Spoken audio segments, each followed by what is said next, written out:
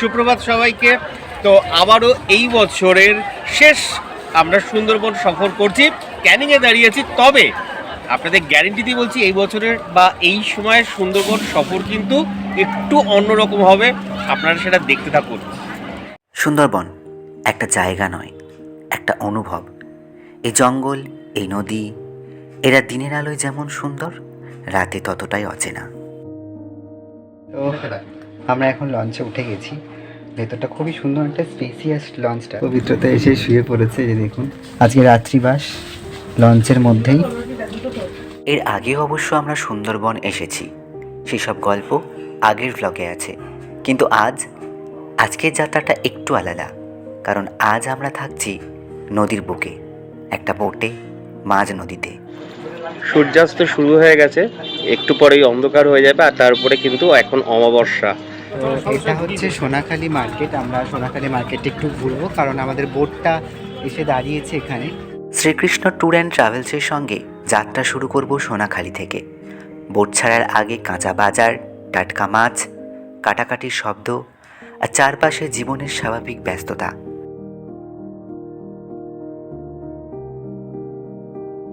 একটু আগে দেখাচ্ছিলাম ফেরি সার্ভিস করে করে সবাই এপার থেকে অন্য দ্বীপে যাচ্ছে। তো 6টার পর আস্তে আস্তে আরও গভীরের দিকে যাচ্ছে সুন্দরবন। শ্রীকৃষ্ণ ট্যুর অ্যান্ড ট্রাভেলের সাথে আসলে এই ধরনের এক্সপিরিয়েন্স কিন্তু আপনারা অবশ্যই পাবেন। ঘড়িতে এখন টাইম হচ্ছে 9:34। তো পুরো ঘুটঘুটে অন্ধকার, আর জোয়ারের জল পুরো ফুলে ফেপে উঠেছে অনেক। আকাশে চাঁদ নেই, অমাবস্যা আর ভরপুর জোয়ার। এই প্রথম নদীর বুকে রাত্রিবাস, একটু ভয় তো লাগছেই। তবে কি বলুন তো, এই ভয়টাই হলো সুন্দর। ডিনার করে নিয়েছি, এখন বোটের মধ্যেই আছি। ভীষণ সুন্দর একটা এক্সপিরিয়েন্স, খুব ভালো লাগছে। তো শ্রীকৃষ্ণ ট্যুর অ্যান্ড ট্রাভেলসের সঙ্গে যদি আপনারা আসেন, তো অবশ্যই এই এক্সপিরিয়েন্সটা গেইন করতে পারবেন। তো কীভাবে যোগাযোগ করবেন, স্ক্রিনের নম্বর তো দেওয়াই আছে, যোগাযোগ করবেন। সব চতুর্দিক অন্ধকার, বেশি কথা বলা যাবে না, তো সেই জন্য একটুখানি ভিডিও করলাম আপনাদের জন্য। গুড নাইট, কালকে সকালে বাকিটা আপনাদের সঙ্গে শেয়ার করব। সকাল সকাল ঘুম থেকে উঠে ফ্রেশ হয়ে এত সুন্দর একটা দৃশ্য দেখছি, তো সেটাই ভাবলাম যে আপনাদের সঙ্গে একটু শেয়ার করি। ঘুম ভাঙলো সকাল 6টায়। জেগে উঠে দাঁড়াতেই মুহূর্তে থমকে গেলাম। সূর্য উঠছে। বোট এবার চলল হোগল নদী পেরিয়ে গোসাবার পথে। লঞ্চেই সেরে নিলাম ব্রেকফাস্ট, আর ঠিক তার কিছুক্ষণ পরেই হাতে পেয়ে গেলাম গরম গরম চিংড়ি মাছের পকোড়া। বেশ বড় বড় সাইজের চিংড়ি মাছগুলো গরম গরম দিয়েছে, ভাজা, হেভি লাগছে খেতে। কিছুক্ষণ আগে লাঞ্চ করেছি, লাঞ্চ করে এখন আমরা সবাই নামবো হচ্ছে সজনেখালিতে। যেহেতু সজনেখালি ঘাটটা এখন ফাঁকা আছে, তো তাই ভাবলাম একটু ঘুরে নিই। তো আপনাদেরকেও সঙ্গে নিয়েছি, চলুন ঘুরে দেখি। এখানে সুন্দর সরকারি একটা স্টল করা হয়েছে, এটা আগে দেখিনি অবশ্য। এখানে মধু টধু সবই পাওয়া যায়।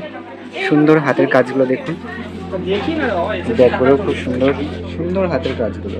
এখানে সরকারি উদ্যোগে মধু আছে, এবং সে মধুগুলো কিন্তু এক একটা ফ্লেভারের। তো কখনো যদি মধু নিতে চান, সজনেখালির অবশ্যই এখানে চলে আসতে পারেন মধু সংগ্রহের জন্য। তো আমাদের কাছে বারবার মনে হচ্ছে যে এই সজনেখালিতে এত দূর থেকে বিভিন্ন ট্যুরিস্টরা আসে এবং শেষমেশ খুব হতাশ হয়ে ফিরে যায়। জানি বাঘ দেখা ভাগ্যের ব্যাপার, কিন্তু এটা নিয়ে কিন্তু আমাদের অনেক কিছু করা যায় যাতে মানুষ হতাশ হয়ে না ফিরে যায় এখান থেকে। আমি এসেছি আমার খুব বোঝম ফ্রেন্ড এবং ভাতৃতুল্য রাজু অধিকারীর সঙ্গে। তো আমি ইতিপূর্বে 2বার এসেছি, কিন্তু বিকজ অফ ইল লাক আমি কিন্তু বাঘ দেখতে পাইনি। অরিজিনাল যে royal Bengal tiger, it is quite impossible for anybody else. দিন গড়িয়ে আবারও সন্ধ্যা। পৌঁছালাম পাখিরালয় জেটিতে। সুন্দরবনে আমরা এখন বসে আছি বোটের মধ্যে, সন্ধ্যা হয়ে গেছে, সবাই বসে আছে। স্ন্যাক্সে আছে চিকেন পকোড়া, বোটের মধ্যে সবাই আছে। সন্ধ্যার স্ন্যাক্স খেয়েই বেরিয়ে পড়লাম পাখিরালয় মার্কেটটা একটু ঘুরে দেখতে। বেশিরভাগ সহযাত্রীরাই হোটেলে, কিন্তু আমরা কয়েকজন বেছে নিলাম আবারও এক রাত বোটেই। আজকে আমরা আছি পাখিরালয়ের ঘাটে।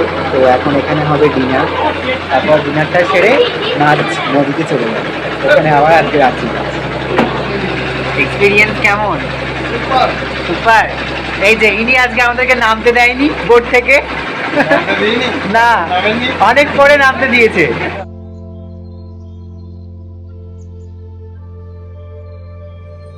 তো এদিকে অলরেডি বোট চলতে শুরু করে দিয়েছে, তার মধ্যেই চলছে আমাদের খাওয়া দাওয়া। ভাত, বাঁধাকপির তরকারি, ডাল, স্যালাড, মাটন। একটা কথা আপনাদের বলি, রাতে বোট কখনো পাড়ে থাকে না, মাঝ নদীতেই নোঙর করতে হয়, কারণ নদী কখনোই কাউকে ছাড় দেয় না। পরদিন সকাল, আজ আর সোনালি আলো নেই, চারপাশে ঘন কুয়াশা, নদী, খাড়ি আর আকাশ এক হয়ে গেছে। আমাদেরই সহযাত্রীরা তাদের অভিজ্ঞতার কথা শেয়ার করলেন।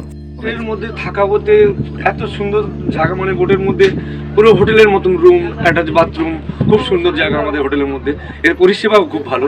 সবচেয়ে প্রথম রান্নুনিতে এত অসাধারণ রান্নুনি করেছে, আর টাইম টু টাইম খাবার দাবার, বোর্ড যে দাদা খাবারের সঙ্গে এসেছি, আর ব্যবহার খুবই ভালো, কোনো ফল্ট পাইনি আজ অবধি। ঠিক আছে, এর আগে আমরা 3-4 বার এসেছি, এবারও সে খুবই ভালো লেগেছে। প্রথম এলাম, খুব ভালো লাগছে, খুব এনজয় করছি, খুব ভালো লাগছে। চলছে ব্রেকফাস্ট, তার আগে চলুন শুনে নিই শ্রীকৃষ্ণ ট্যুর অ্যান্ড ট্রাভেলসের নেক্সট কী কী প্ল্যান রয়েছে। হচ্ছে আন্দামান হচ্ছে গিয়ে 20,500, আমাদের আছে কাশ্মীর হচ্ছে গিয়ে 15,500, আর রাজস্থান 20,500। নেক্সট আবার কবে সুন্দরবন আছে? এটা হয়ে যাওয়ার নেক্সট পর আছে 24, 25, 26, 27 ডিসেম্বরে 29, 30, 31 বেশ বড় বড় সাইজের আমুদি মাছ ভাজা চলে এসছে এখন। হাই,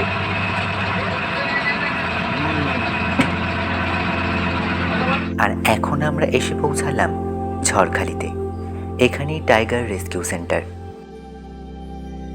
তো এই স্পটটা আমরা এটা ফার্স্ট টাইম ভিজিট করছি, কারণ এখানটা হচ্ছে রেস্কিউ সেন্টার। তো দেখা যাক কী কী দেখতে পাই, আর সেটা আপনাদের সঙ্গে শেয়ার করবো যদি আমরা দেখতে পাই। এখন এখানে টিকিট কাটা চলছে, এই যে 30 টাকা করে প্রাপ্তবয়স্কদের জন্য, আর বাচ্চাদের জন্য 5 থেকে 12 বছরের জন্য 10 টাকা করে। ভেতরে ঢুকতেই চোখে পড়ল ময়ূর, বাজ, আর সামনে একটা 12 বছরের বাঘ। নাম তার সুন্দর। চোখে চোখ রেখে বোঝা যায় এই জঙ্গল শুধু দেখার নয়, একে সম্মান করতে হয়। ঝড়খালির গল্প এখানেই শেষ, ফেরার পালা। নদীতে রাত কাটাতে চাইলে সঙ্গে রাখবেন প্রয়োজনীয় ঔষধ, পাওয়ার ব্যাংক, আর সবচেয়ে জরুরি ধীর পা আর দৃঢ় মন, কারণ এখানে তাড়াহুড়ো নেই, আছে সচেতনতা। আর এই অভিজ্ঞতা যদি আপনারাও উপভোগ করতে চান তাহলে যোগাযোগ করুন শ্রীকৃষ্ণ ট্যুর অ্যান্ড ট্রাভেলসের সঙ্গে। আচ্ছা, এবার বলুন তো, এই যাত্রায় কি আপনি নিজেকে খুঁজে পেলেন? কারণ আবার বস্তু মানেই নিজেকে খুঁজে নাও, ফাইন্ড ইয়োর সেলফ।